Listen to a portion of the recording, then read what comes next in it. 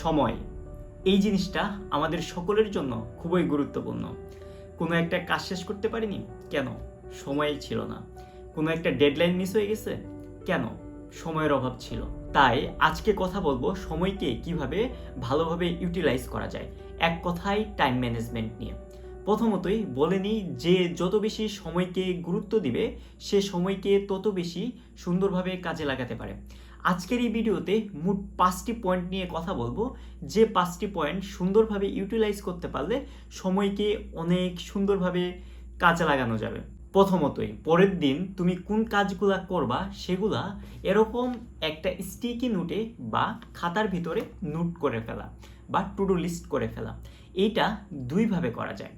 এক, তোমার কাছে পরের দিন কোন কাজগুলা গুরুত্বপূর্ণ সেগুলা উপরের সারিতে থেকে একদম নিচের সারি পর্যন্ত দেখা। যে কাজটা সব থেকে বেশি গুরুত্বপূর্ণ সেটা উপরের সারিতে, তারপরে যে কাজ গুরুত্বপূর্ণ সেটা তারপরে যে কাজ গুরুত্বপূর্ণ সেটা সেভাবে।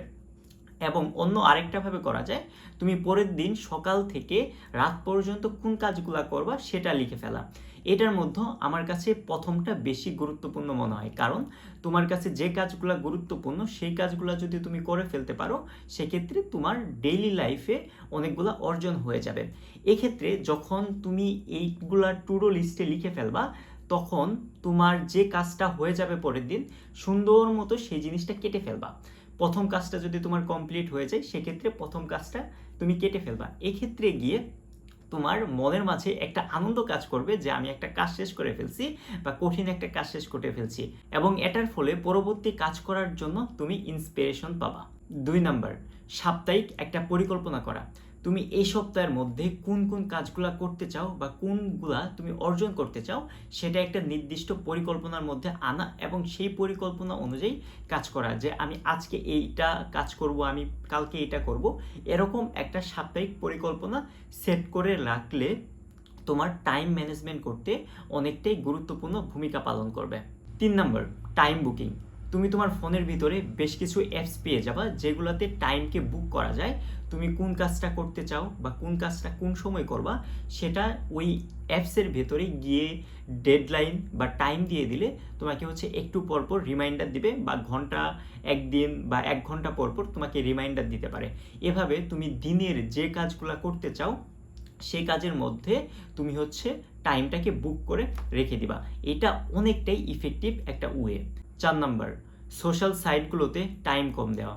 আমাদের দৈনন্দিন জীবনে বর্তমানে সবথেকে বেশি সময় যে জায়গায় ব্যয় করি সেটা সোশ্যাল সাইটগুলোতে।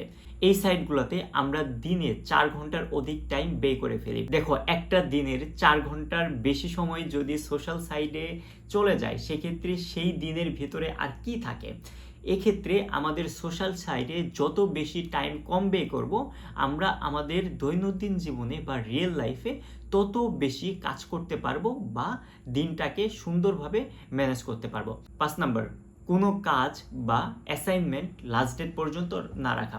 আমাদের মাঝে নর্মালি একটা প্রবণতা কাজ করে যে আমরা একটা কোনো কাজ লাস্ট ডেটে গিয়ে শেষ করে ফেলবো বা লাস্ট ডেটে গিয়ে সাবমিট করব। এই জিনিসটা না করে তুমি 2-1 দিন আগেই সেই কাজটা শেষ করার একটা অভ্যাস তৈরি করতে পারো। এইটা তোমাকে টাইম ম্যানেজমেন্ট করতে অনেকটাই হেল্প করবে।